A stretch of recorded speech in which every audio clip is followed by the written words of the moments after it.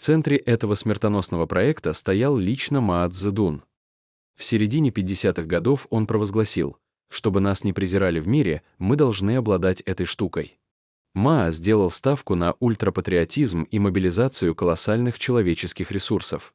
Уйгурская автономия и полигон Лабнор были выбраны им как чужая, далекая территория, где ради величия Пекина можно было пожертвовать экологией целого региона.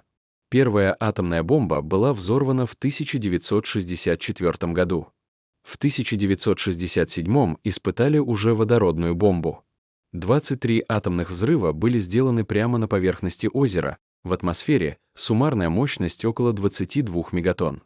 И 22 взрыва, подземные, суммарно около 3 мегатонн.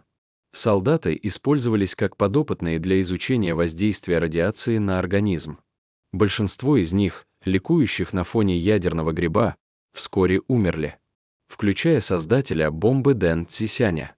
По оценкам японского физика Дзюна Такады, от последствий этих испытаний могло погибнуть около 194 тысяч человек. Еще более 1 200 000 получили дозы, которые привели к раку, лейкемии и генетическим мутациям у 3 поколений местного населения. В уйгурской автономии уровень онкологии стал на 35% выше, чем в среднем по Китаю. Уйгурские правозащитники назвали это ядерным геноцидом. Радиоактивные осадки отравили почву, пастбища и подземные воды, сделав оазисы зоной медленной смерти.